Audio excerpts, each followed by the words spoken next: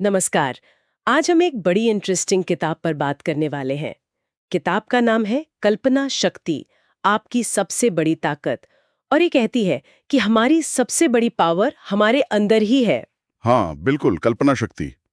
अक्सर लोग इसे बस दिन में सपने देखना या ख्याली कुड़ाव समझते हैं। हाँ, वही तो। लेकिन ये किताब कहती है नहीं, ये सिर्फ उतना ही नहीं है। ये एक टूल है, एक औजार जिससे हम अपनी दुनिया बना सकते हैं। बिल्कुल। और ये किताब इसी बात को गहराई से समझाती है कि भई ये कल्पना इतनी ज़रूरी क्यों है? क्यों इसे इंसान की सबसे बड़ी ताकतों में गिना जाता है? तो चलिए फिर शुरू करते हैं। इस किताब को थोड़ा और समझते हैं। सबसे पहले ये किताब कल्पना शक्ति को बताती कैसे है, मतलब इसका असली मतलब क्या है इसके हिसाब से। देखिए, किताब साफ कहती है कि ये सिर्फ उड़ते हुए ख्याल नहीं है, ये हमारी एक मानसिक क्षमता है, जिससे हम नए आइडियाज़, नई तस्वीरें, नई संभावनाएं बनाते हैं। वो चीज़ें जो अभी हैं नहीं। अच्छा। और इसे सबसे बड़ी ताकत इसलिए कहा गया है क्योंकि यही वो चीज़ है जो हमें बदलाव लाने में मदद करती है, आविष्कार करने में, अपने आज के हालात से मतलब ऊपर उठने में। तो ये एक एक्टिव चीज हुई, पैसिव डे ड्रीमिंग नहीं। बिल्कुल नहीं। ये एक्टिव क्रिएशन की शुरुआत है, पहला कदम। हम्म इसी से जुड़ा किताब का एक मेन आइडिया है, कल्पना ही सृजन की पहली सीढ़ी है। सुनने में बड़ा गहरा लगता है, इसका क्या मतलब हुआ, थोड़ा और बताएंगे। हाँ, ये बहुत फंडामेंटल बात है किताब की। मतलब ये कि आज हमारे आसपास जो भी चीज़ें इंसान ने बनाई हैं, जैसे ये फ़ोन जिस पे शायद कोई सुन रहा हो या कोई बिल्डिंग, कोई बिजनेस, हाँ। वो सब पहले किसी के दिमाग में एक आइडिया के तौर पर आए थे, एक कल्पना। उस चीज के बनने से पहले किसी ने उसे अपने मन में देखा था, सोचा था, विजुअलाइज किया था। अच्छा, जैसे कोई आर्किटेक्ट पहले नक्शा बनाता है दिमाग में या कागज पर। बिल्कुल भाई, इमारत तो बाद में बनती है, नक्शा पहले बनता है। वो मानसिक नक्शा ही कल्पना है, बिना उसके कुछ नहीं बन सकता। ये तो कमाल की बात है कि हर चीज पहले कल्पना में बनती है। अच्छा, अब ये बताइए कि किताब मन की हालत, मतलब पॉजिटिव या नेगेटिव सोच को कल्पना से कैसे जोड़ती है। हाँ, इस पर किताब बहुत जोर देती है कि हमारा नजरिया कैसा है, हम सोचते कैसे हैं, ये हमारी कल्पना को रंग देता है एक तरह से। रंग देता है कैसे। अगर सोच पॉजिटिव है, आशावादी है, तो कल्पना भी वैसी ही होगी, उड़ान भरेगी, नई संभावनाएं देखेगी, मुश्किलों में भी रास्ते खोजेगी। और अगर नेगेटिव सोच है तो फिर कल्पना वो सिकुड़ जाती है, लिमिट हो जाती है। हम बस प्रॉब्लम पर फोकस करते हैं, रुकावटों पर, संभावनाएं दिखती ही नहीं।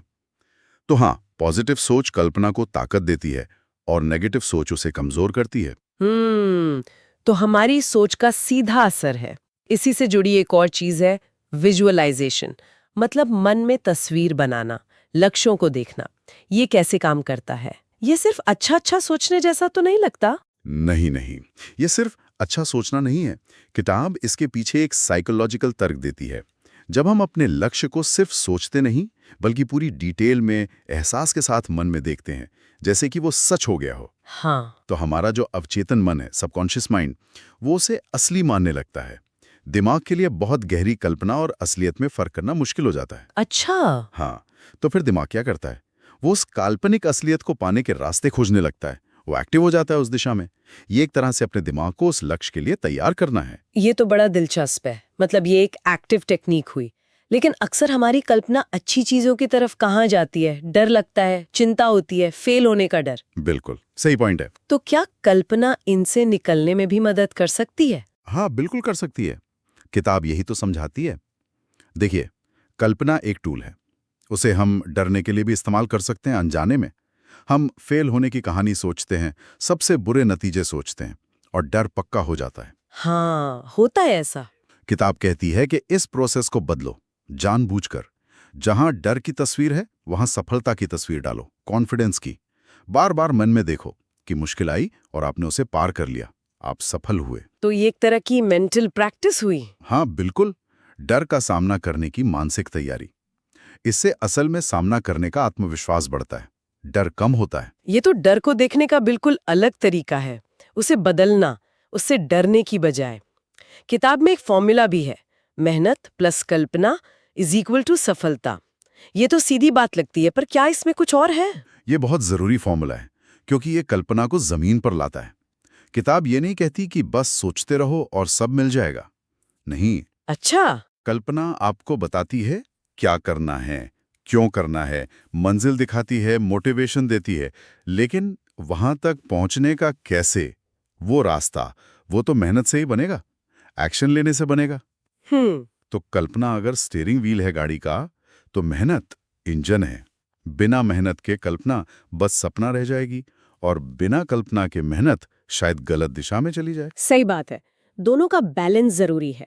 तो क्या किताब इस कल्पना शक्ति को, इस मानसिक मांसपेशी को मजबूत करने के कुछ तरीके भी बताती है, कुछ प्रैक्टिकल टेक्निक्स? हाँ हाँ बिल्कुल, सिर्फ थ्योरी नहीं है, प्रैक्टिकल अभ्यास भी हैं, जैसे मेडिटेशन यानी ध्यान। ध्यान, उससे कैसे? ध्यान से मन शांत होता है, विचारों की भीड़ कम होती है, तो कल्पना ज्यादा साफ और फोकस्ड हो जाती है। फिर है विजुअलाइजेशन एक्सरसाइज। रोज थोड़ा टाइम निकालकर अपने गोल्स को मन में देखना, पूरी डिटेल में महसूस करना। अच्छा, रोज प्रैक्टिस करना। हाँ, इससे वो मानसिक तस्वीरें ज्यादा पावरफुल बनती हैं। और तीसरा है लक्ष्यों को लिखना, सिर्फ सोचना नहीं, लिख डालना।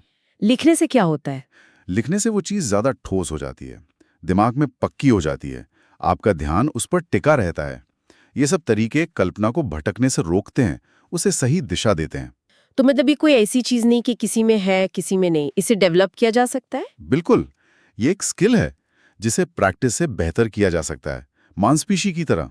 अच्छा, किताब में कुछ रियल लाइफ एग्जाम्पल्स की भी बात है, शायद बड़े लोगों की कहानियां। कैसे उदाहरण हो सकते हैं, वो क्या दिखाते होंगे? हाँ, हालांकि सोर्स में नाम नहीं दिए हैं, पर हम अंदाजा लगा सकते हैं। शायद ऐसे वैज्ञानिकों की बात हो जिन्होंने अपनी मशीन को पहले दिमाग में चलते हुए देखा, हजारों बार। या उन कलाकारों की जिन्होंने अपनी पेंटिंग या संगीत को बनाने से पहले उसे पूरी तरह मन में महसूस किया। या वो बिजनेसमैन जिन्होंने जीरो से शुरू करके एक बड़ी कंपनी का सपना देखा और उसी सपने ने उन्हें रास्ता दिखाया। हाँ, स्टीव जॉब्स या धीरूभाई अंबानी जैसे लोग शायद। हो सकता है।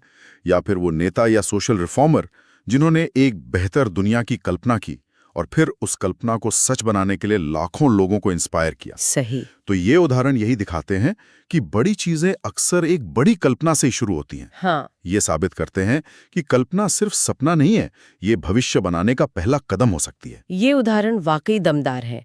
अच्छा, किताब ये भी कहती है कि ये स्टूडेंट्स, बिजनेस वालों और क्रिएटिव लोगों के लिए खास तौर पर अच्छी है। ऐसा क्यों? इनके लिए इसमें क्या खास बात है? देखिए, हर ग्रुप के लिए इसका फायदा थोड़ा अलग हो सकता है। स्टूडेंट्स के लिए जैसे पढ़ाई को समझने में मदद, मुश्किल कॉन्सेप्ट को विजुलाइज करना रटने की बजाय। हाँ, ये तो है। लक्ष्य बनाना, एग्जाम के डर को कम करना, अपनी सफलता की कल्पना करके। बिजनेस वालों के लिए तो आज के टाइम में बहुत जरूरी है, नए आइडियाज सोचना, मार्केट में मौके ढूंढना। इनोवेशन। हाँ, इनोवेशन, प्रॉब्लम सॉल्विंग, आगे का विजन बनाना, ये सब कल्पना से ही तो आता है। और क्रिएटिव लोग, राइटर, डिजाइनर, म्यूजिशियन, उनके लिए तो कल्पना ही सब कुछ है, उनका मेन टूल। हाँ, उनके लिए तो ये रॉ मटेरियल जैसा है। बिल्कुल। तो ये किताब उन्हें अपने इस टूल को और शार्प करने के तरीके बता सकती है। लेकिन सच कहूं तो इसके सिद्धांत यूनिवर्सल हैं। मतलब ये कि कोई भी इंसान जो अपनी लाइफ में कुछ बेहतर करना चाहता है, चाहे वो रिश्ते हो, सेहत हो, कोई स्किल हो, वो इन आइडियाज से फायदा उठा सकता है। हाँ, ये बात तो सही है। ये सिर्फ कुछ प्रोफेशंस तक सीमित नहीं है। तो अगर हम इस पूरी बातचीत को समेटें, तो इस किताब से मिलने वाले 5-6 मेन लेसन्स या टेकअवेज क्या होंगे जो याद रखे जा सके? मेरे हिसाब से कुछ खास बातें ये हैं। पहली, हर क्रिएशन, हर रचना की जड़ कल्पना है। पहले कल्पना, फिर हकीकत। ठीक है। दूसरी, आपकी सोच, पॉजिटिव या नेगेटिव, आपकी कल्पना पर और आपके नतीजों पर सीधा असर डालती है। तीसरी, अपने गोल्स को सिर्फ सोचना काफी नहीं, उन्हें मन में साफ साफ देखना, महसूस करना, विजुलाइज करना, उन्हें पाने में मदद करता है। बिल्कुल। चौथी, कल्पना का इस्तेमाल करके आप डर और शक जैसी मानसिक रुकावटों को पार कर सकते हैं, अपनी अंदर की कहानी बदल सकते हैं। ये बहुत पावरफुल है। पांचवी, कल्पना जरूरी है पर अकेली काफी नहीं, सफलता के लिए उसके साथ मेहनत और एक्शन चाहिए ही चाहिए। हाँ, ये बैलेंस जरूरी है। और छठी बात, कल्पना शक्ति कोई फिक्स चीज नहीं है, ये एक स्किल है, एक मांसपेशी जिसे प्रैक्टिस से मजबूत किया जा सकता है। बेहतरीन। ये सारे पॉइंट्स हमें याद दिलाते हैं कि हमारे अंदर सच में एक जबरदस्त पावर है, जिसे हम शायद रोजमर्रा की जिंदगी में उतना ध्यान नहीं देते हैं। तो कुल मिला के ये किताब कल्पना शक्ति आपकी सबसे बड़ी ताकत हमें अपनी इस अंदरूनी शक्ति को पहचानने और इस्तेमाल करने के लिए जगाती है। बिल्कुल। और ये पूरी बातचीत एक सवाल पर लाकर छोड़ती है, जिसके बारे में शायद हम सबको सोचना चाहिए। क्या सवाल? अगर ये सच है कि हमारी कल्पना हमारी असलियत बनाती है, तो सवाल ये है कि हम अभी इस पल अपने लिए कैसी असलियत की कल्पना कर रहे हैं, जाने में या अनजाने में, और क्या हम उसे सच बनाने के लिए कुछ कर भी रहे हैं? वाह, ये तो सच में सोचने वाली बात है। और इसी गहरे सवाल के साथ आज की ये बातचीत हम यहीं खत्म करते हैं।